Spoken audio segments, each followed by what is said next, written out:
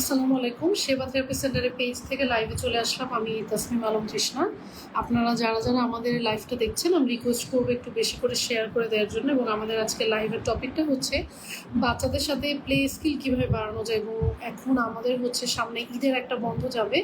So ঈদের বন্ধে কীভাবে আপনার বাচ্চার সাথে প্লে স্কিল বাড়ানোর ব্যাপারে আপনারা কাজ করতে পারে, সেটা নিয়ে আমরা টুকটাক টিপস দিব। এবং আপনারা যারা আজকের আমাদের লাইভটা দেখছেন, একটু জানাবেন যে আমাদের কথা ঠিক মতো শুনতে পারছেন কিনা এবং আপনাদের কোনো প্রশ্ন আছে কিনা।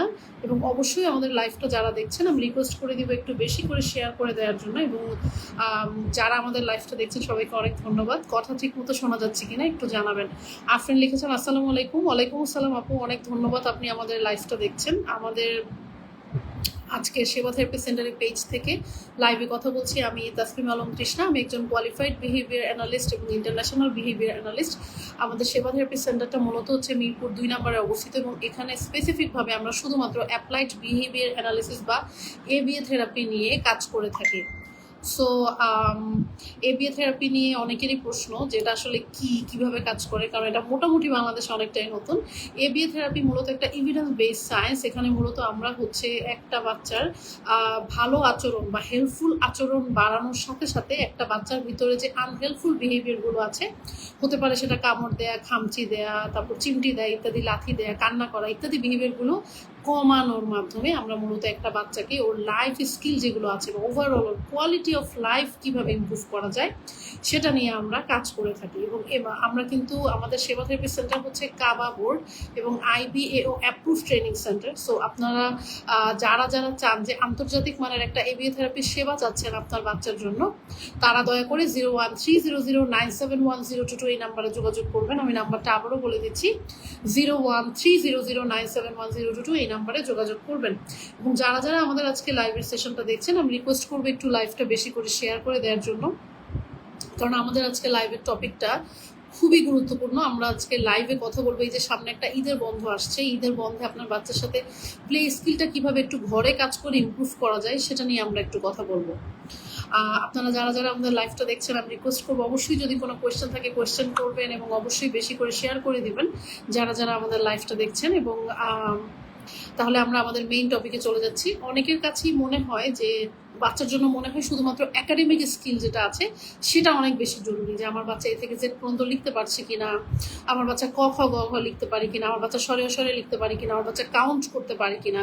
তো এই জিনিসটা নিয়ে দেখা যায় আমরা অনেক বেশি কনসার্ন থাকি, কিন্তু বাচ্চাদের প্লে স্কিল যে এত জরুরি একটা স্কিল, এটা নিয়ে অনেক সময় আমাদের একদম মাথায় থাকে না। প্লে স্কিল কিন্তু শুধুমাত্র একটা বাচ্চা শুধুমাত্র খেলাধুলা করা না, প্লে স্কিল কিন্তু একটা বাচ্চার কমিউনিকেশনের একটা পার্ট ডেভেলপ করে এবং সোশ্যাল ইন্টারাকশনের একটা অনেক গুরুত্বপূর্ণ একটা অংশ প্লে স্কিল।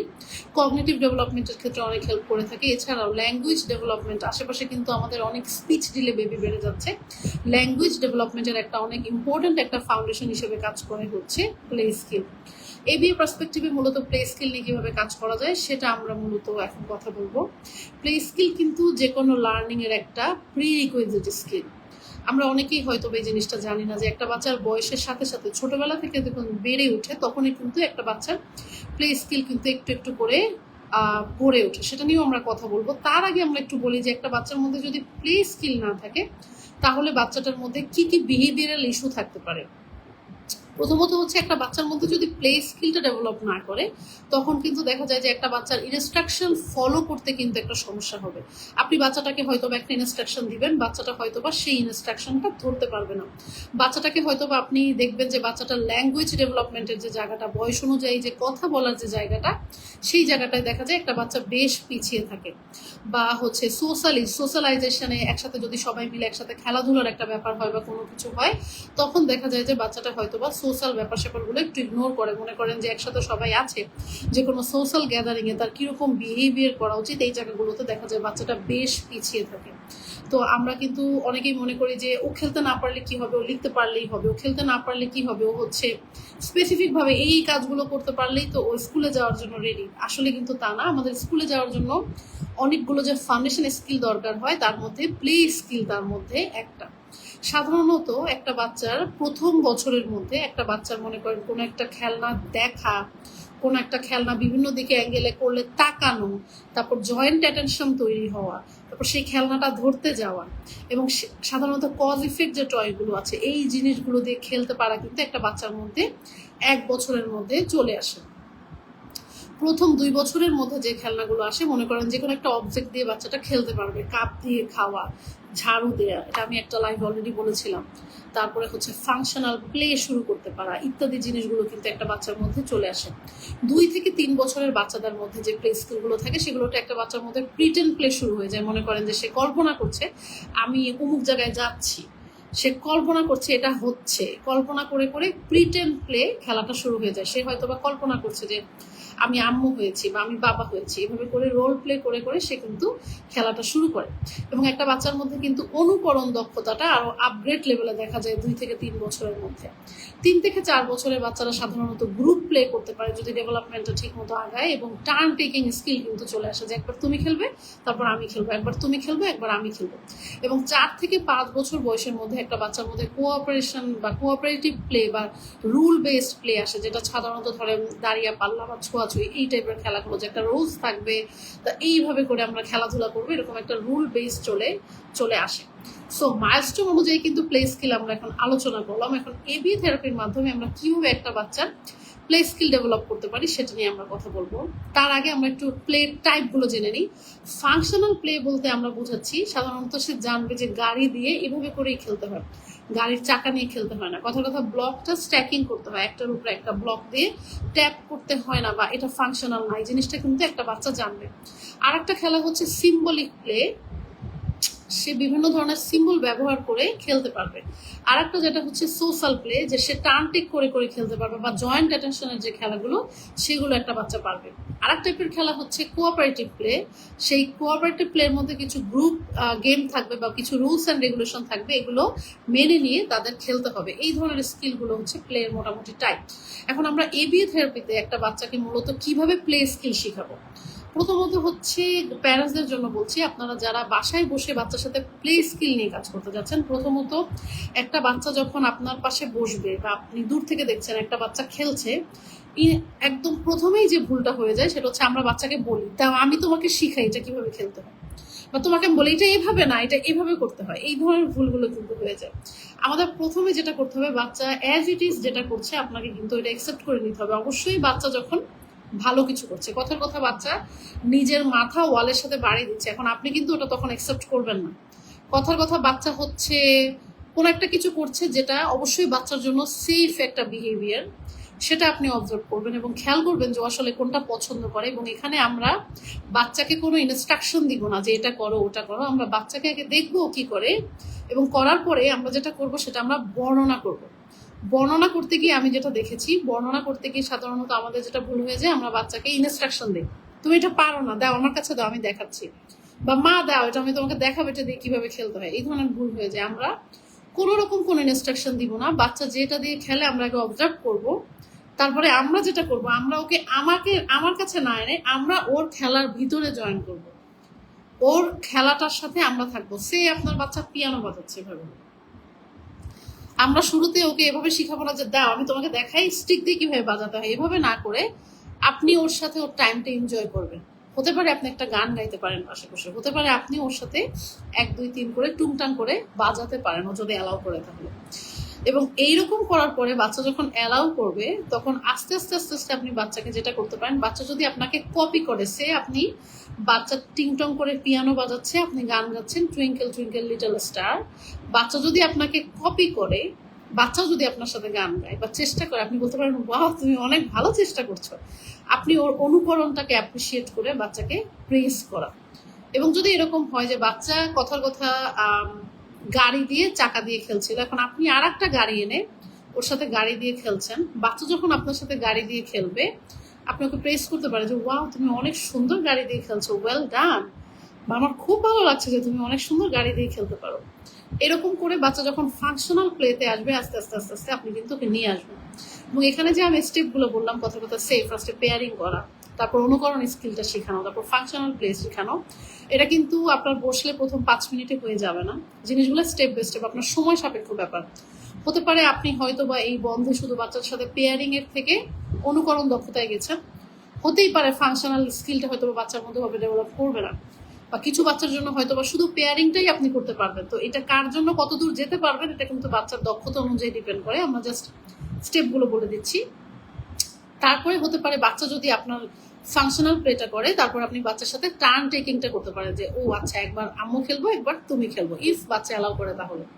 অনেক বাচ্চা আছে টাচ করলে, কোনো খেলনা দিয়ে যখন খেলে টাচ করলে বাচ্চারা অনেক বেশি রিয়াক্ট করে, ওই ক্ষেত্রে আমরা বাচ্চার খেলনাটা হচ্ছে টাচ করবো না বা অনেক বেশি ওকে কষ্ট দিব না, আমরা হয়তো বা এরকম করে একটু ওয়াও তুমি আম্মুকে ধরতে দিয়েছো ভালো করে। আমরা এভাবে স্টেপগুলো ব্রেক ডাউন করে করে আস্তে আস্তে বাচ্চার সাথে জয়েন হবো। আমরা কিন্তু শুরুতেই অনেক বেশি ডিমান্ড নিয়ে বাচ্চার সাথে যাব না, আমরা আস্তে আস্তে প্রথমে হচ্ছে পেয়ারিং করবো অনেক ভালো মতো বাচ্চার সাথে এনজয় করা যেটা, তারপরে আপনি বাচ্চাকে অনুকরণ দক্ষতা শেখানোর সাথে সাথে ফাংশনাল প্লে স্কিলে আস্তে আস্তে জয়েন করানো। ইনিশিয়ালি আমরা কিন্তু বাচ্চা যদি এরকম হয় যে আপনাকে খেলনা ধরতে দিচ্ছে না, আপনি কিন্তু এভাবেও করতে পারেন, সে ও একটা স্লাইডিং কার নিয়ে খেলছে, আপনিও পাশে বসে আর একটা স্লাইডিং কার নিয়ে খেলছেন। ও যদি এতটুকু টলারেট করে, অনেক বাচ্চার জন্য এটা ওকে, যে ও প্যারালাল প্লেটা একসেপ্ট করতে পারছে, ওর পাশে আর একজন খেলছে, কোনো সোশ্যাল ইন্টারাকশন হচ্ছে না, বা এটা ও একসেপ্ট করছে যে ওর পাশে কেউ একজন খেলছে। এবং অনেক বাচ্চা আবার আছে যে ইমিটেশনাল প্লে করে, তাদের জন্য আপনি যে কোনো একটা অবজেক্ট ধরে শিখাতে পারেন যে ওই অবজেক্টটা ধরে কিভাবে খেলতে হয়, ইমিটেশন প্লেটা করতে হয়। এবং কোঅপারেটিভ প্লের মধ্যে সাধারণত একটা শেয়ারিং এর ব্যাপারটা চলে আসবে, যে কিভাবে শেয়ার করে খেলা খেলতে হয়। আর একটা যেটা হচ্ছে প্রিটেন্ড প্লে, আপনি বাচ্চার সাথে কিছু কথা কথা আপনি বাবুকে ফিডার খাওয়াচ্ছেন, আপনি ডক্টর সেজেছেন, এভাবে করে প্রিটেন্ড প্লের মাধ্যমে আপনি বাচ্চার সাথে খেলতে পারেন। এবং আরেকটা যেটা করা যায়, ঈদের ছুটিতে যেহেতু আপনারা বাড়িতে যাবেন বা বাসায় অনেকে একত্র হবে, আপনারা গ্রুপ প্লে করতে পারেন। গ্রুপ প্লের মাধ্যমে যে জিনিসগুলো আমরা বাচ্চাকে শেখাতে পারি সেটা হচ্ছে গ্রুপে কিভাবে অপেক্ষা করতে হয়, গ্রুপের কিছু রুলস দেওয়া যেতে পারে, 2টা বা থেকে 3টা, খুব বেশি রুলস না। সেই রুলসগুলো যখন ফলো করবে তখন সেই অবশ্যই আপনাকে এই জায়গাটায় কিছু পুরস্কারের ব্যবস্থা করতে হবে। এবং পিয়ার ইন্টারাকশনের ব্যাপারটা, যে ধরেন ওর একটা কাজ দিয়েছেন আপনি, যে তোমরা এই 3জন মিলে একটা বাড়ি বানাবে ব্লক দিয়ে, সময় 1 মিনিট, আপনি মোবাইলে অ্যালার্ম সেট করলেন। তো ওরা যখন বাড়ি বানাতে গিয়ে কথার কথা ওদের মধ্যে নিজেদের কিছু কথোপকথনের ব্যাপার আসলে, আপনি ওই জায়গাটায় ওদের প্রয়োজন মতো যখন দরকার হয় আপনি কথাটা বলে দিতে পারেন যে আমরা এইভাবে সাহায্য করতে পারি। তো এইভাবে করে আমরা কিন্তু বিভিন্ন ডিফারেন্ট আইডিয়া করে আমাদের যে ছুটিটা আসতে যাচ্ছে সামনে, এইভাবে আমরা কিন্তু খুব ভালো একটা ইউটিলাইজেশনের মাধ্যমে বাচ্চাদের প্লে স্কিলটা শেখাতে পারি। এর সাথে সাথে আর একটা যেটা প্রয়োজন সেটা হচ্ছে, আমরা কিন্তু এবিএ প্রফেশনালরা প্রয়োজন মতো বাচ্চাকে প্রম্পটিং বা হেল্প করে থাকি। তো সেই স্ট্র্যাটেজিটা আমি কিছুটা শেয়ার করব।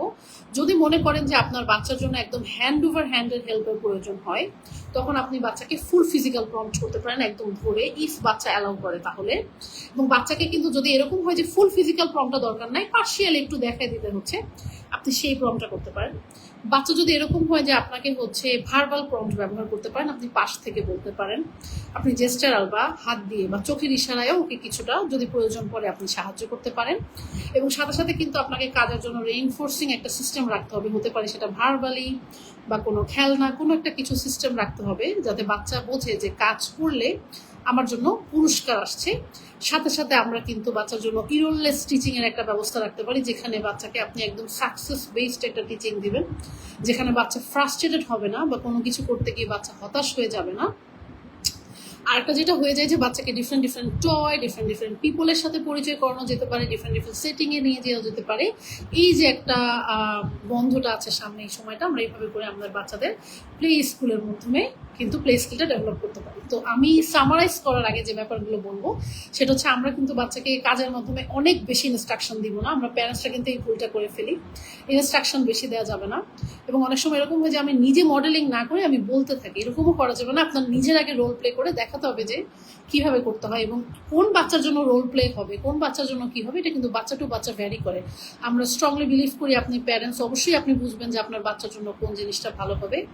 এবং প্লেইং টাইম যখন আপনি করবেন তখন কিন্তু বাচ্চার স্ক্রিন টাইমটা হচ্ছে অনেকটা কমানো যাবে, এটা একটা ইম্পর্টেন্ট রিমাইন্ডার। এবং বাচ্চাদের ডেভেলপমেন্টাল মাইলস্টোন, যেটা আমি শুরুতে বলেছিলাম, যারা আপনারা রেকর্ডের লাইফটা শুনবেন একটু শুনে নেবেন, আপনার বাচ্চার ডেভেলপমেন্টাল মাইলস্টোন বুঝে কিন্তু আপনি ওর সাথে ওই লেভেলে গিয়ে খেলতে পারেন। তাতে করে যেটা হবে যে বাচ্চাটার অনেক উপকার হবে, ওর জন্য অনেক বেশি প্রেশারাইজ আমরা তখন করবো না। এবং আমরা অলরেডি জানেন যে আপনারা অলরেডি জানেন যে সেবা থেরাপি সেন্টার হচ্ছে কাবা এবং IBAO approve training centre. So আপনারা যারা চাচ্ছেন যে একটা আন্তর্জাতিক মানের ABA থেরাপি আপনার বাচ্চার জন্য, তারা দয়া করে আমাদের সেবা থেরাপি সেন্টারে যোগাযোগ করতে পারেন। আমাদের নাম্বারটা হচ্ছে 013009711022 এবং আপনারা যারা ABA থেরাপির আন্তর্জাতিক ট্রেনিং খুঁজছেন তারাও আমাদের সাথে যোগাযোগ করতে পারেন। নাম্বারটা হচ্ছে 019652866153। ট্রেনিংয়ের জন্য আপনারা এই নাম্বারে যোগাযোগ করতে পারেন। আমাদের কাছে অনলাইন অফলাইন রেকর্ডেড ট্রেনিং, 1 ঘন্টা 2 ঘন্টা ট্রেনিং, সব ধরনের ট্রেনিং অ্যাভেলেবেল আছে। যারা যারা চান অবশ্যই যোগাযোগ করবেন। সবাই ভালো থাকবেন, আপনাদের ঈদের বন্ধটা ভালো কাটুক। আসসালামু আলাইকুম।